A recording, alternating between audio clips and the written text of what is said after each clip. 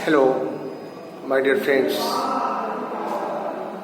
मैं विकी राय आज आपसे कुछ महत्वपूर्ण प्रश्नों के साथ मुखातिब हूँ।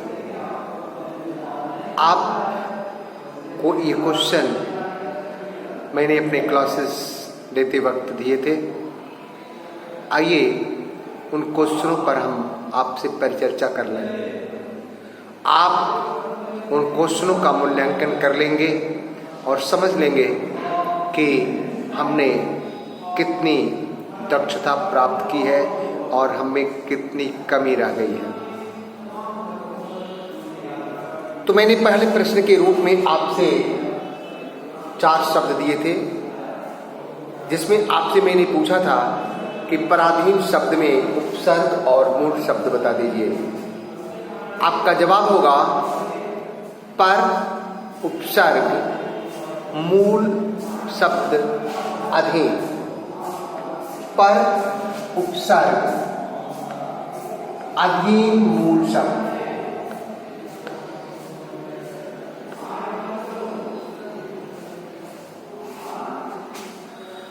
आपका दूसरा प्रश्न था अति उपसर्ग से कोई 2 शब्द बनाइए।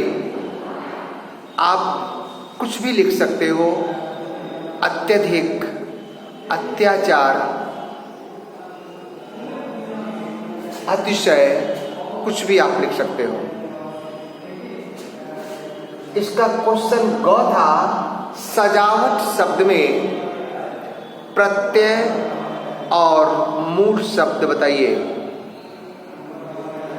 आपने देखा कि इसके अंत में आवट जुड़ा हुआ है, यह इसका प्रत्यय होगा और सज जो होगा इसका मूल शब्द होगा।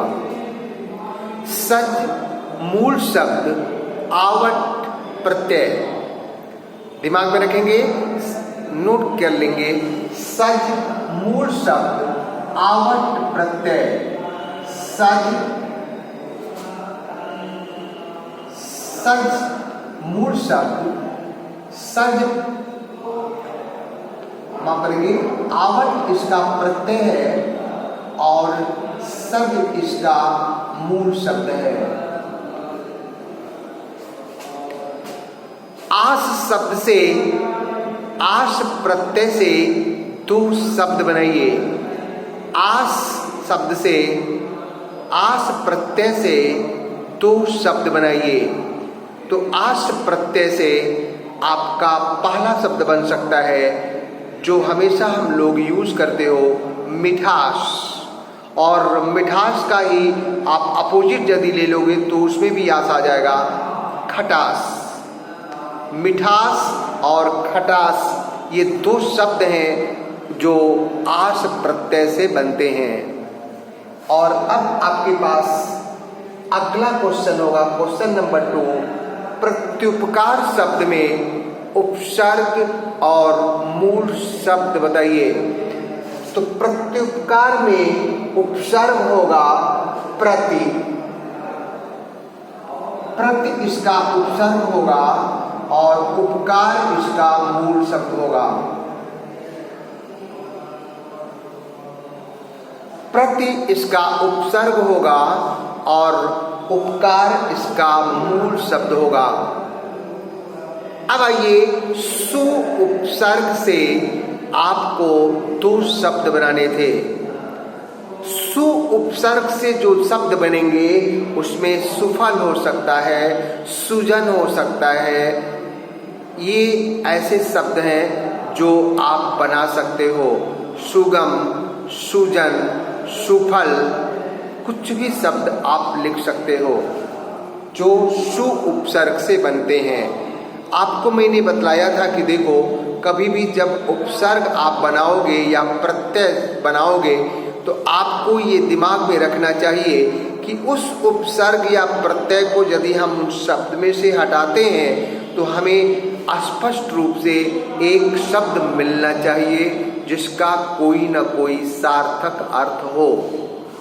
और अब आपके पास शब्द है शिक्षित। शिक्षित शब्द में हमने आपसे प्रत्यय और मूल शब्द पूछा था। मैंने आपसे बतलाया था कि अंतिम अक्षर और ठीक उसके पहले की मात्रा को लेकर हम प्रत्यय की रचना करते हैं या प्रत्यय की जानकारी प्राप्त करते हैं।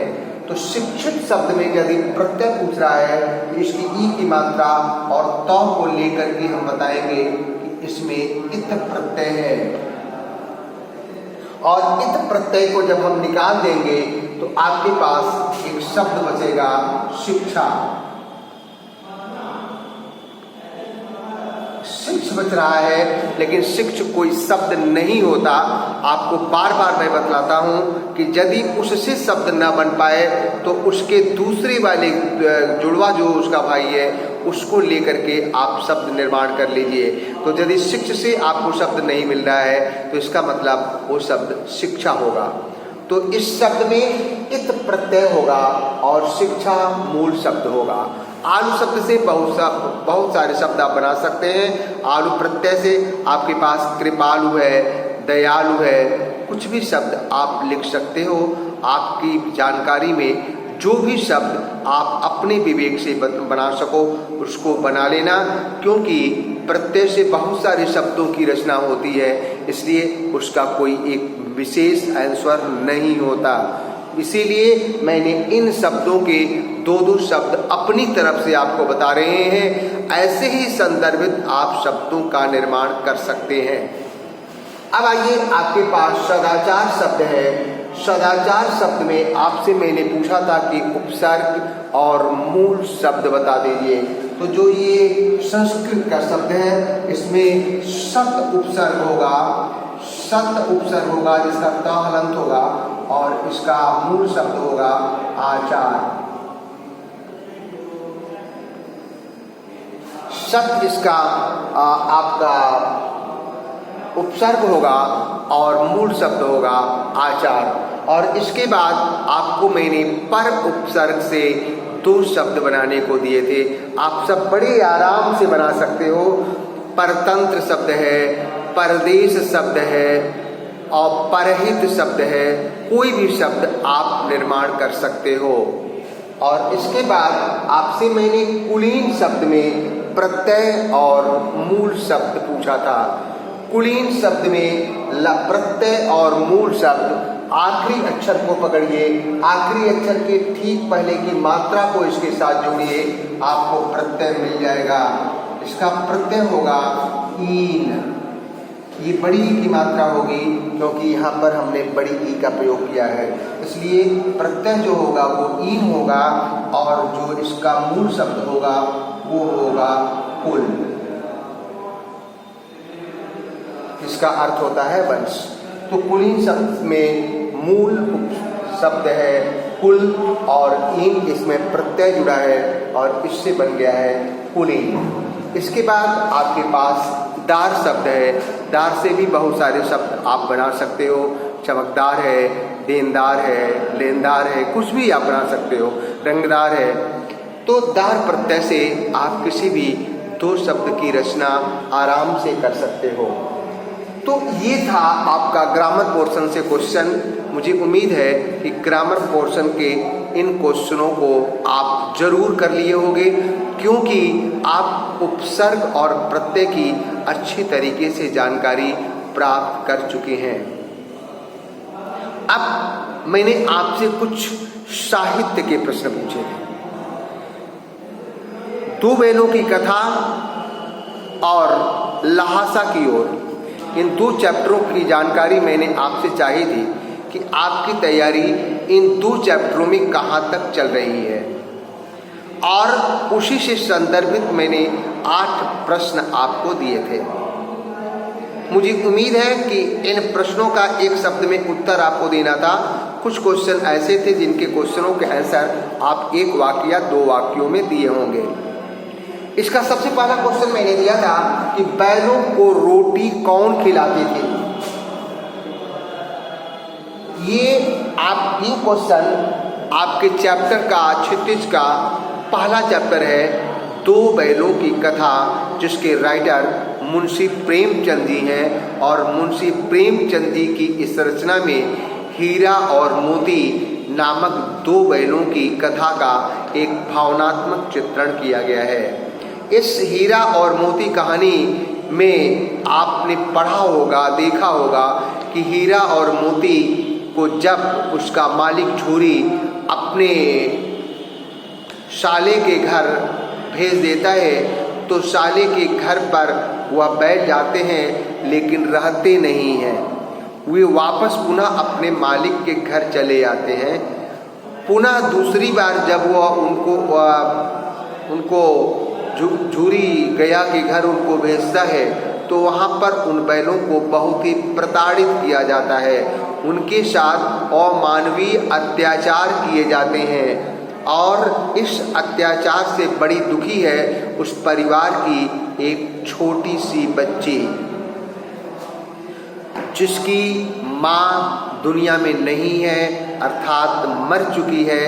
उसकी एक सौतेली माँ है जो उस बच्ची को बहुत ही सताया करती थी, मारा करती थी।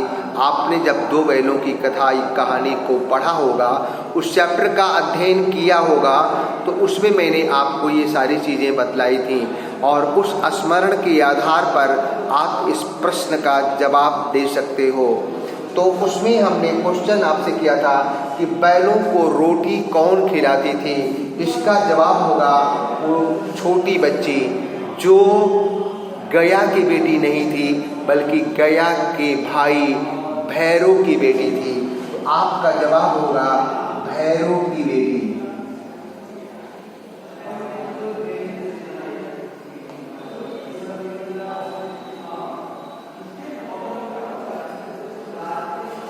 इसका मतलब भैरव की वो बेटी है जो उनको रोटी खिलाया करती थी। आपका अगला क्वेश्चन हमने पूछा है उसी चैप्टर से, काजी हाउस किसे कहते हैं। आपको याद आ गया होगा इस चैप्टर में एक जगह काजी हाउस का वर्णन किया गया है।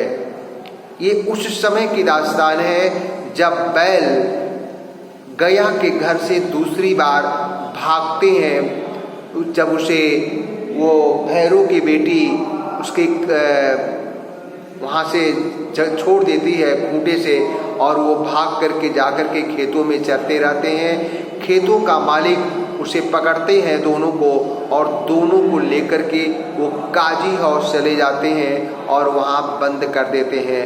यहीं पर मैंने आपको बतलाया था कि काजी हाउस किसे कहते हैं। तो इसका जवाब होगा लावारिस या आवारा पशुओं को पकड़कर जिस स्थान पर कैद किया जाता है उसे काजी हाउस कहते हैं। लावारिस, इसमें इसका जवाब होगा कि लावारिस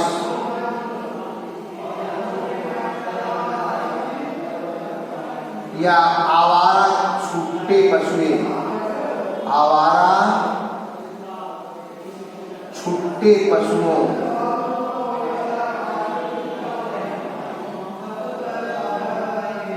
लावारिस या आवारा छुट्टे पशुओं के रहने की जगह।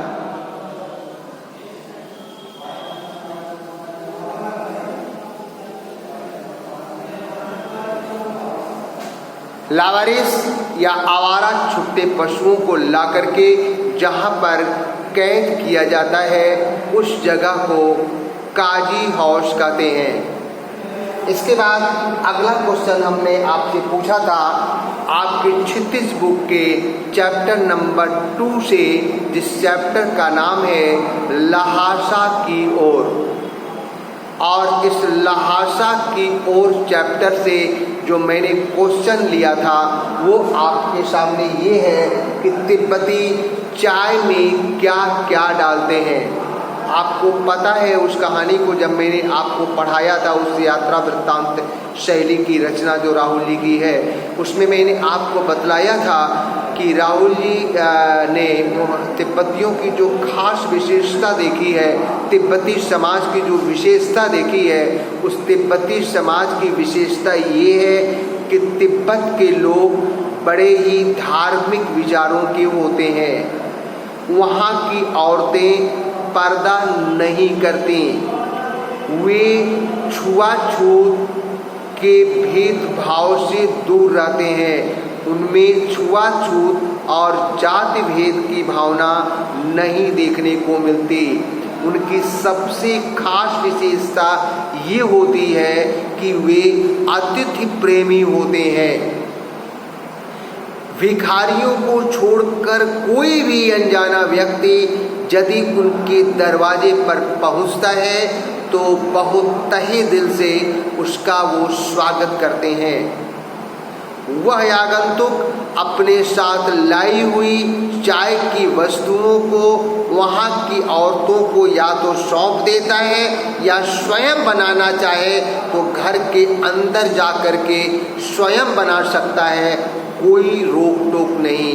यदि औरतें चाय बनाती हैं तो चाय को मिट्टी के एक पात्र अर्थात कुल्हड़ में ला करके उनके सामने पेश करती हैं। क्वेश्चन था कि जो चाय बनती थी उस तिब्बती समाज में चाय में क्या क्या मुख्य चीज़ें पड़ते थे, तो इसका जवाब होगा तिब्बती चाय में क्या क्या डालते हैं। तो आपका जवाब होगा कि सोडा, मक्खन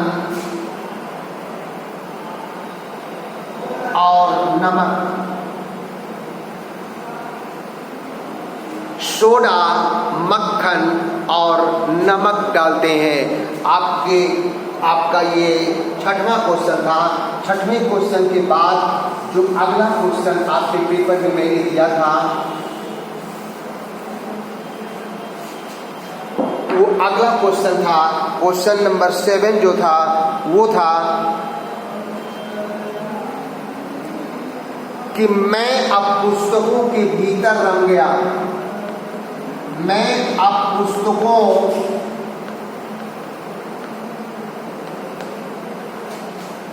ये क्वेश्चन था कि मैं अब पुस्तकों के भीतर था।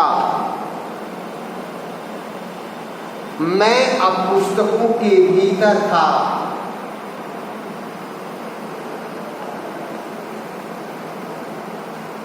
आशय बताइए, इसका आशय होगा, इसका अर्थ पूछा जाएगा यदि आपसे एग्जाम में, तो ये लिखेगा कि लेखक पुस्तकें पढ़ने में, पुस्तकों को पढ़ने में रम गया।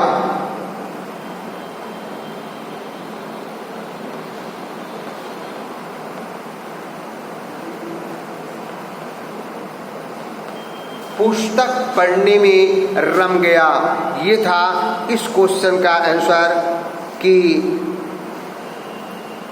मैं अब पुस्तकों के भीतर था।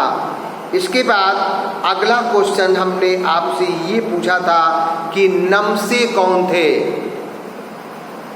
तो इसका जवाब आपने लिखा होगा कि नमसे एक बौद्ध भिक्षु थे।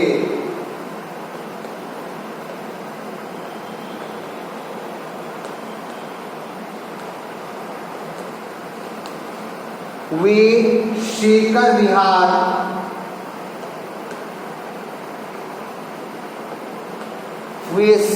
विहार की खेती के मुखिया थे। नमसे एक बौद्ध भिक्षु थे जो शेखर विहार की खेती के मुखिया थे। अगला क्वेश्चन हमने आपसे ये पूछा था कि डाणे की ऊंचाई कितनी होती है। इसका जवाब आप सबको पता है, 16 से 17,000 फीट की ऊंचाई तक डाणा स्थित होता है। 16 से 17,000 फीट इसका जवाब होगा। अगला क्वेश्चन आपसे मैंने ये पूछा था कि हीरा और मोती गया के साथ क्यों नहीं जाना चाहते थे। ये आपसे लघुत्तरीय प्रश्न आपके प्रश्न पत्र में पूछा जा सकता है। आपका जवाब होगा कि हीरा और मोती अपने मालिक झूरी से बेहद प्यार करते थे। गया के साथ जाते वक्त वे सोच रहे थे कि हमारे मालिक ने कहीं हमें बेच तो नहीं दिया। आखिर उन्होंने हमारे साथ ये अन्याय क्यों किया। और अत्यधिक प्रेम के कारण वे गया के साथ नहीं जाना चाहते थे। अपने मालिक से अत्यधिक प्रेम होने के कारण वे गया के साथ नहीं जाना चाहते थे। और इसके बाद आपसे मैंने लास्ट क्वेश्चन पूछा था कि भद्रवेश में लेखक को क्यों नहीं पहचाना जा सका। आप सबके पास इसका सही जवाब है और शायद आपने अपने आंसर शीट में यही लिखा होगा कि भद्रवेश शाम के समय गांव के लोग छंग पीकर अपना होशो हवास खो बैठते थे, अपनी शुद्ध बुद्ध खो बैठते थे। वे आगंतुक को पहचान नहीं पाते थे, इसी कारण वे लेखक को नहीं पहचान सके। तो आज जो चर्चाएं हुई, जो क्वेश्चन मैंने आपको दिए थे, उसका जवाब सब कुछ यही है। इसी जवाब के साथ आप मिलेंगे शेष बातें फिर अगली क्लास में। तब तक के लिए नमस्कार।